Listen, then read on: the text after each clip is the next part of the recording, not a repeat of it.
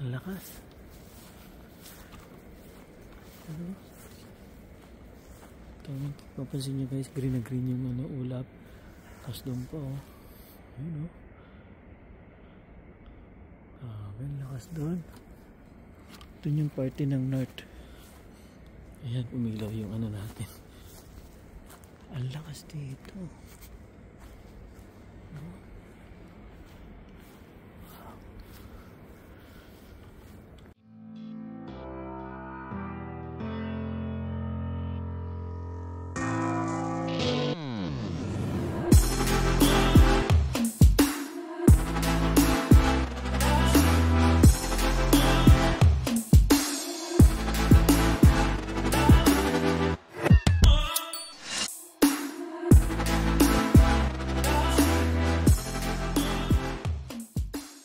Hi guys!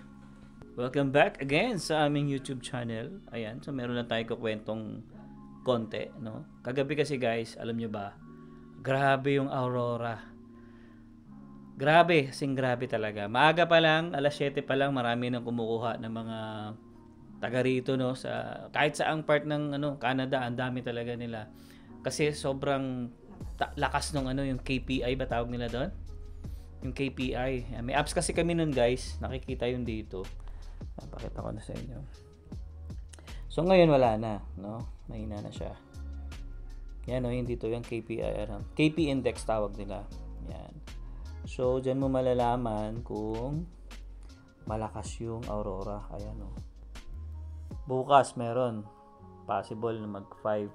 Pero kagabi guys, umabot ng 8. Tapos yung percent dito, yan, kung nakikita nyo yung percent dyan, halos 100%. Grabe talaga. Ayan, no? Mamaya, papakita ko sa inyo guys yung video, no? Kung gaano siya kaganda. Meron akong video, meron din akong mga picture. Talagang chinaga ko yun, guys. Actually, guys, kagabi, mga bandang 10, kasi maulap kasi guys yung mga bandang 7, eh. So, mga bandang 10, kasi makikita ko rin sa apps kung clear na yung sky. So, nakalagay kasi doon 10. So, inabangan ko habang nag-edit tayo. Tapos, lumabas ako ng 10. Maganda na yung sky. Pero, wala pa siya masyado dito sa amin, sa area namin sa Southeast.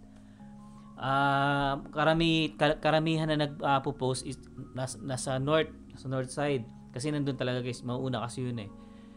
Grabe! Talagang sabi namin ni Emma, naiinggit na kami. Sabi ko, ano ba yan? Kung kailan malakas, saka naman wala dito sa amin. Samantalang nung 3 nights ago, hindi siya ganun kalakasan pero nakakuha ko ng magandang picture pa rin. So papakita ko pa rin sa inyo yun guys mamaya, no. And si Emma, hintay rin ng hintay kagabi, hindi rin siya kasi inantok na siya mga bandang 11 ata, inantok na siya. So sabi ko, minsan lang naman to, talagang hihintayin ko. So lumabas ako ng mga bandang 12:30, paglabas ko, wala pa rin. Pero meron na, may konti na, makikita mo na siya. Pero kasi siyempre, na-expect ko, mataas eh. Kasi halos 100% talaga eh. So, ina-expect ko, malakas. No? So, sabi ko, pasok muna ako. Wala pa rin eh. Tapos, hindi ako makatulog kasi guys. Talagang, sabi ko, hindi. Aabangan ko talaga to. Magpapakapuyat ako kasi nga, may pasok pa tayo. Kaya sabi ko, papakapuyat ako. Friday naman eh. So, lumabas ulit ako mga bandang 1. Guys, paglabas ko pa lang dito sa labas, no? Makikita nyo na agad sa taas. Talagang, wow, sumasayaw na. Sabi ko, yun na, patay.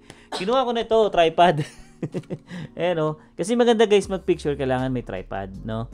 Para hindi gumagalaw. Tapos magna-night mode ka, then, yun, mas maganda siya.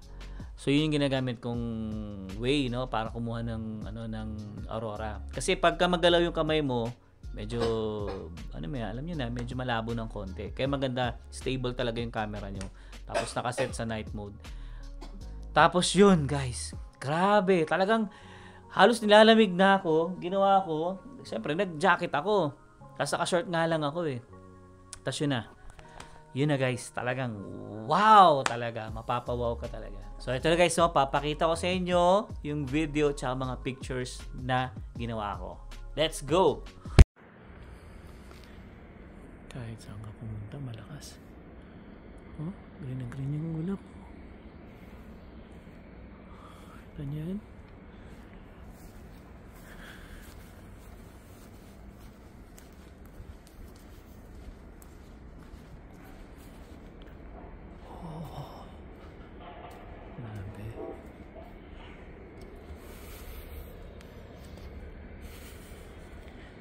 Siya nakakasawang tignan guys. Napakaganda talaga. Lakas oh. Doon sa north, malakas. Puyat na naman.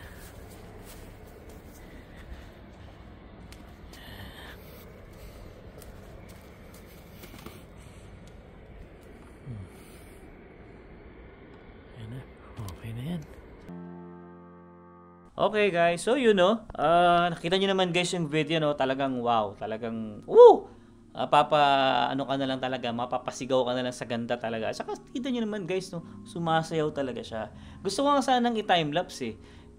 Kung yung habang natutulog ako kasi syempre, kaso hindi naman safe dito sa amin. Iwan ko sana yung camera eh. Kung buti sana may balcony kami, ano, pwede kong iwan yung camera na to. Tapos naka-timelapse lang o hyperlapse. Sayang nga eh.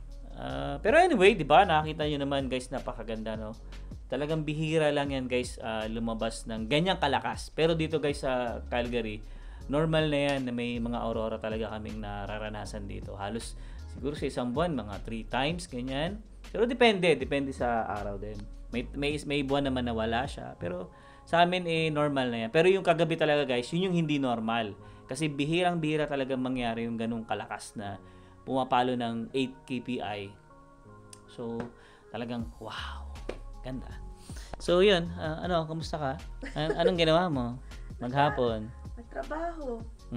Alam niyo ba guys, si Emma, syempre, mas gusto niya yun work from home. No? Parang, syempre, busy nga sa trabaho. Tapos nung nakaranas siya nitong isang linggo na nasa bahay lang, pero nag-ano nga siya. Ang tawag ba dun sa inyo? Workshop lang. Workshop. Ayun. Hindi ako work from home. Workshop ko kasi kailangan. Workshop niya kasi kailangan niya sa articling niya.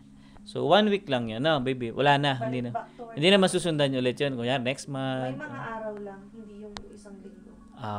Okay. So, yun. Na-miss niya yung nasa bahay lang. Kasi nung nag-aaral siya, bahay lang siya. Halos 1 taon yun, no? Nasa bahay ka.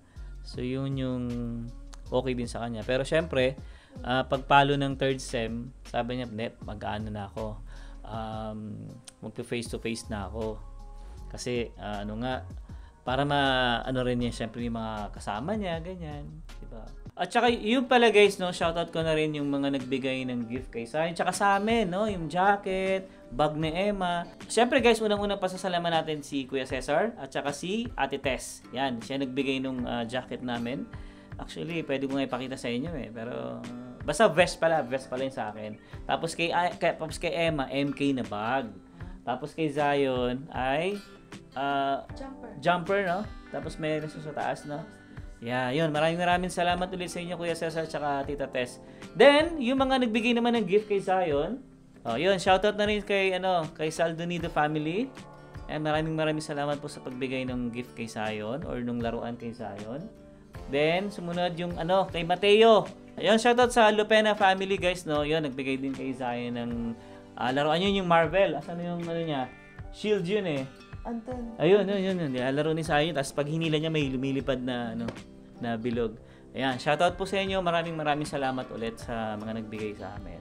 Tapos yun pala guys, no? Kwento ko na rin.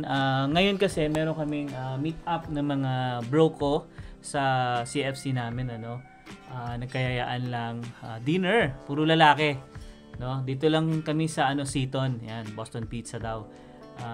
Paalis na rin ako maya-maya kasi sila on the way na rin. Ayan. So malapit lang naman dito sa akin guys yung Seaton, parang 15 minutes lang sa akin. Ayan. So yun, bukas ang plano namin ay CFC rin tayo, no? Sa hapon kasi mag-aano kami guys. Tutulong kami, duty namin yun. Yun yung parang time, kasi nung time na bago kami dun sa CFC, may mga nagsaserve, ganyan, nag-aalaga ng mga bata. Ngayon naman, kami yung ganun yung mangyayari sa amin. Kami naman yung magsaserve, mag-a-assist sa kanila. Sa mga bata. Tapos sa mga bata, no? Yun tayo naka-assign sa mga bata. Sa mga bata ba tayo? Okay. Naka-room. Okay, so yun pala yung magiging duty namin sa mga bata. Tapos, yun yung mga namin, no? Yun yung mga gagawin ngayon. Tapos, long weekend guys, no? Siyempre, long weekend. May turkey na pa tayo? Yun nga hindi ko pa alam kung saan ang plano namin. Pero parang gusto ko dito na lang, parang pahinga, kain na lang din. Oo, Dito na lang, hindi na para magpakalayo pa. Kasi nakakapagod din guys. Kasi yung mga nakaraang linggo talaga, isipin nyo. Sunod-sunod yun. May mga, ano talaga kami, may mga appointment, ganyan. Kaya gusto ko magpahinga muna. Siguro dito na lang sa Calgary. Mamasyal na lang tayo, ganun. Kakain. Chicken na lang, hindi turkey. Hindi mo tayo mahilig Oo Tsaka laki naman kasi masyado ng turkey. Kasi nung last, saan ba tayo nung last? Kala Julius, diba? Kay Julius ba tayo last year? Hindi ko na matandaan eh. Basta meron din kaming pinuntahan nun na may turkey rin. Parang si Julius nga, dito tayo sa bahay. Oo, pumunta sila. Oo, tama. Kasi bago tong bahay, pumunta sila Julius dito. Oo nga pala, naghanda kami noon yan. Pero ngayon siguro kami na lang muna. And importante lang naman kakasama kaming tatlo. Tsaka si Michelle, syempre kasama namin. Dito na lang muna kami siguro kakain. Tapos pasyal na lang tayo siguro, no? Yan, dito na lang. Kasi sila kasi guys, sila Sam, pupunta ng Kananaskis, no? Although malapit lang naman siya, 1.5 lang naman yun. Pero pagod na rin kasi guys, mag-drive. Ang tinakbo na nga ng sasakyan ko, taas na rin eh. Kasi nga, halos every week, nitong summer talaga, paano yung pasyal talaga namin. Ganun talaga yung gusto ko guys, kasi pag summer talaga gusto ko gamitin lahat yung mga, alam niyo na, yung mga araw na maganda, mainit, pwede lumabas, kahit naka-short ka lang, pwede. Pagdating ng winter, naku, wala na. Hindi na natin magagawa yan. Dito na lang kami sa bahay lagi niyan. Pasok, grocery, tsaka bahay lang. Actually, oo, kanina, medyo malamig. Tinan mo ko ilang temperature. 11 kanina, pero nag-negative 3. Oo, kanina pagpasok ang lamig. Frozen nga yung salamin ng sasakyan eh. Kaya nga ayoko lumabas ka. Ayun. So, yun. Palamigan ng palamig guys, no? Pero kaya yan. Kaya naman yan. Basta proper lang yan. Proper attire lang yan. Okay? Hindi naman tayo lalabas na nakasando dyan eh. Di ba? Yun talaga. Ano na tayo nung mukha na tayong tanga nun. Alam natin malamig. Susunod pa tayo manipis. Susunod tayo ng mas makapal. Ayan. Kaya kahit saang bansa, kaya kahit saang probinsya naman guys talaga, pwede namang mamuhay talaga eh. Meron lang iba talaga na siguro ayaw nila ng marami sinusuot na damit, ganun. Kaya mas pinipili nila yung mga magagandang lugar at medyo mahal na lugar. Pero kami dito guys kasi sa Calgary, feeling ko okay naman eh. May nakakwentuhan niya ako nung sa event din dati. Ito lang, itong event ng Spot Pinoy. I mean yung Elements Residences, no? Sabi nga niya, kasi tinanong ko, parang in-interview ko na rin eh. Sabi ko, bakit napili niyo yung Calgary instead of sa ibang mga provinces? Sabi niya, mas mura, syempre, kumpara sa Vancouver tsaka Toronto. Tsaka yung lamig naman daw, feeling niya, kaya naman nila. Hindi ka naman daw lalabas na naka-sando lang. Syempre, magsusuot ka ng tamang damit, no? Yun nga lang, doble-doble nga lang suot mo. Yun lang naman yung nakakasar doon. Tsaka parang nakakatamad gawin kasi nga halos 3 patong, ganyan. Pero okay naman, makakasurvive naman tayo dito. Diba? Kaysa naman gumastos tayong napakamahal. Although maganda yung lugar, nandun na tayo, pero syempre, mas expensive. So, why not dito na lang tayo sa medyo mura, medyo malamig nga lang. So, yun. Ayan, so alis na rin ako maya guys, no? And again, maraming salamat po sa mga nanonood sa vlog namin ni Emma. Shoutout ko na rin Spot Pinoy, katatapos lang namin manood ni Emma nung live nila. Shoutout kay Ina, kay Raisa, kay Mark. Mga Dre, sayang talaga yung video ko, wala, hindi na talaga kinaya. Kaya tamang nood na lang ako sa mga vlog nyo. So, ayun pala guys, no? Bago ko tapos itong vlog namin, sana naman mag-subscribe na rin naman kayo. Konti na lang, 1.5 na lang, oh. Magpo-40k na kami. So, yung mga nanonood dyan, paki-click na lang naman yung yung subscribe button dyan, oh. Oh, di ba?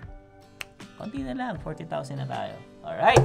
So, yun guys, I hope na nag-enjoy ka sa vlog namin. And syempre, no, kapag may mga aurorang ganyan, medyo addict tayo. Kaya, hanggang dito na lang. See you on the next one. Peace!